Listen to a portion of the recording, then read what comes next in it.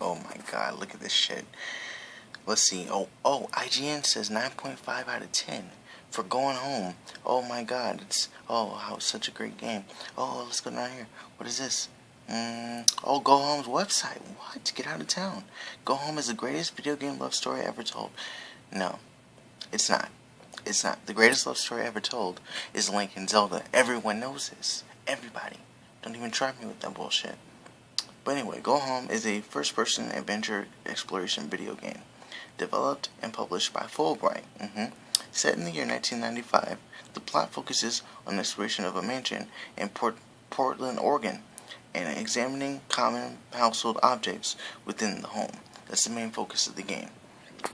But basically, in that game, what you do is this. La la la. La la la la. La la la la la. La la la. Oh. Who's this? Huh? Oh. And then you click on something and then it tells you a story. Like it tells you your life story or whatever. But anyway, CJ Extreme here with the brand new video, and what I'm doing is a game review. Yes, a game review on Going Home. You're probably like, this is an old game. IGN already reviewed it. These people already reviewed it. CJ, what are you doing? It's an old game. No one cares. Well, my game reviews are basically commentaries, so that's why I do it the way I do it. Sorry. They're basically commentaries anyway. But, let's talk about this game. So, Gone Home, I like the story, to be honest. There wasn't a lot of gameplay. Really what you were doing was going around the house, clicking on objects, and then you'd find something, and it would, be like an entry, or like some kind of video or audio log entry, and then you'd hear a story from your sister. And what's crazy about this, let's listen to this real quick. I don't really get it. Think about this for a second. The sister is talking to the main character, okay? I'm sorry, I can't remember the names. Give me a second.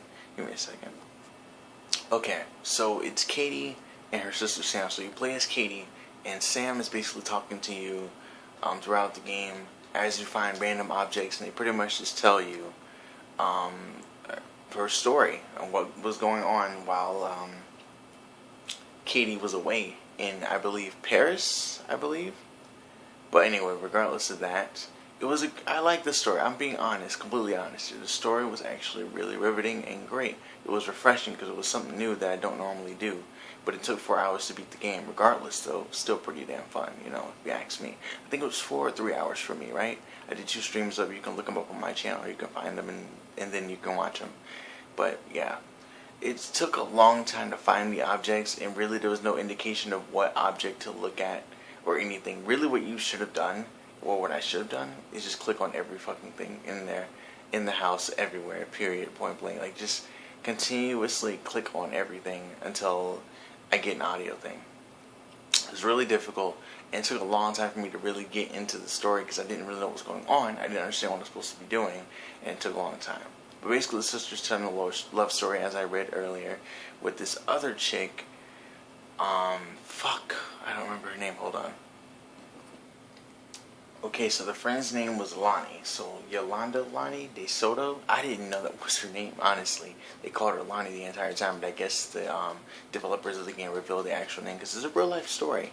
And basically, Sam and Lonnie are best friends in the beginning and hang out together all the time, do stuff together all the time. Turns out Lonnie and Sam eventually are lesbians. Yep, they explain that. And I don't mean, if that's a negative connotation, then sorry. Basically, they love each other, okay? They love each other. It's a love story, okay? So, Lonnie and Sam spend a lot of time together. They know each other very well. And throughout the story, Sam's basically telling you about their relationship and what happens in the end. And it's kind of heart-wrenching at the time, only because, I could relate to some of the shit that was going on.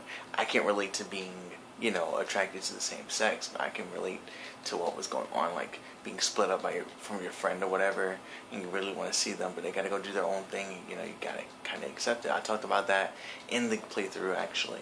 But the cool thing about the game was the story itself, not really the gameplay. And the fact that people are saying it's like 9.5 out of 10 and stuff like that, you can't know. I know it's a narrative-based game, but there should have been a little bit more gameplay than that. Maybe they should have, like, every time you found an item, you could switch over to like Sam and Lonnie, and you could like actually see what they did when they played together. You get to play as those characters now, or something like that. Like that would have been, see, that would have been worth the 9.5 out of 10. But no, that's, the game is out at the best in 8. I'm not hating. I'm serious. This is me being real. I feel like it should have more gameplay. I know it can be narrative based all it wants to be, but it still needs to have more gameplay than that, if you ask me. But see if I can remember the rest of the game.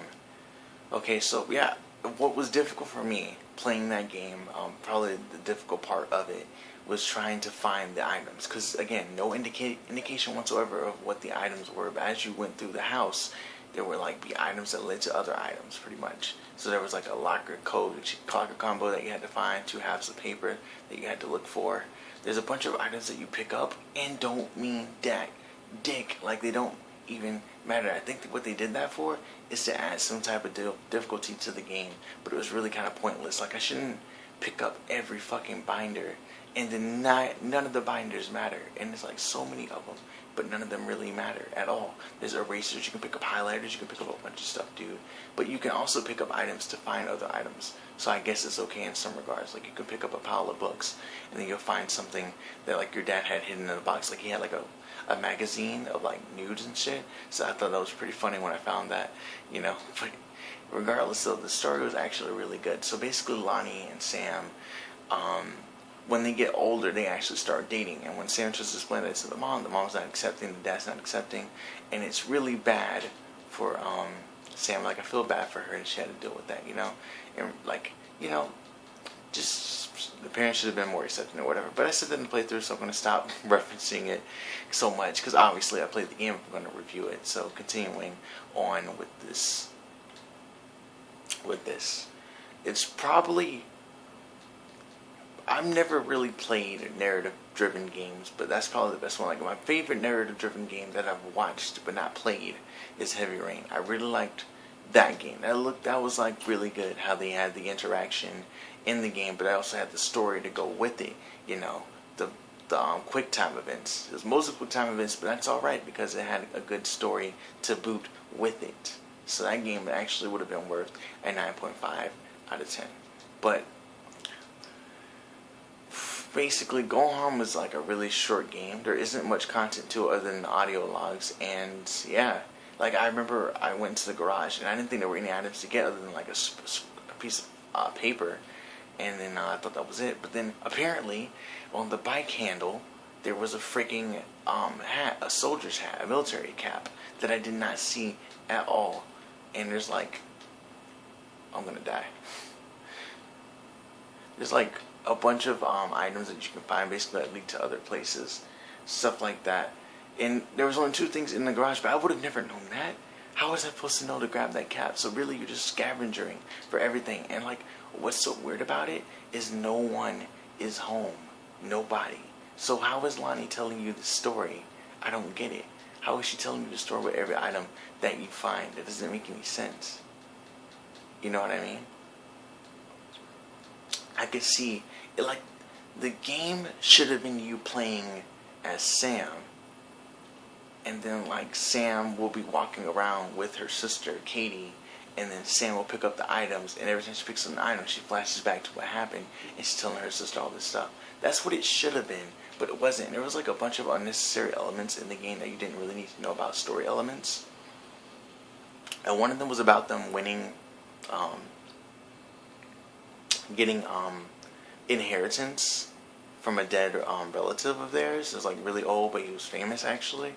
And he like really loved the city of Portland, Oregon, you know. So she was like a major contributor to that city, and they pretended like it was so necessary to talk about how they were related to that guy. I don't know why it mattered. I didn't really care at all, to be fair. Like, I didn't give a single fuck about that guy. I'm sorry, but I just, yo, okay, I don't care. keep playing. Just keep playing. Yeah, I'm gonna relax. That was gonna happen, and it was kind of inevitable. But I got flanked. It's okay.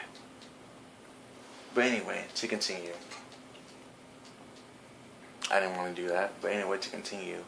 There were a lot of unnecessary story elements, such as that there was like this red paint in the bathroom or something like that. And you pick it up, and it looks like it's blood, right? But it's not. It's not blood at all. It's just random paint or whatever. I don't know why they put that there. Was it supposed to be like, oh, she might have had a period in the tub? Just kidding. It's paint. Ha ha ha. No. I don't know. I think they were trying to make it as realistic as possible by doing that, but it was still really. I didn't need that. No, the funniest part of the playthrough for me that I enjoyed, one of the most memorable moments, I was in the bathroom. I was trying to find items and stuff. And by the way, if you play the game, there's nothing in the bathroom, okay? There's nothing for you in the bathroom. Don't go in the bathroom. Anyway, I go in the bathroom, and I see this object on the ground. I've never seen it before. Didn't know what it was at all, right? No clue. I pick it up. It's a fucking tampon. It wasn't used, but it was in there. And that was pretty damn funny that I found that.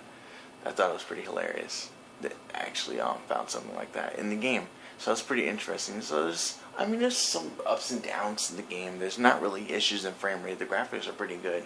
When you start off though, there's always this ominous feeling throughout the entire game that you're gonna get killed, that something's gonna happen, that some monsters are gonna jump out and just like finger you or something. And it doesn't happen. Nope, it never happens. It's just always suspense, but nothing ever really happens. And I thought that was like kind of weird how they made it so, I don't know, kind of scary, but it actually wasn't a scary game. I was hoping it would be, but it wasn't.